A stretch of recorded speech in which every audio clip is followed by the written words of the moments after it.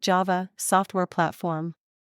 Java is a set of computer software and specifications developed by James Gosling at Sun Microsystems, which was later acquired by the Oracle Corporation, that provides a system for developing application software and deploying it in a cross-platform computing environment.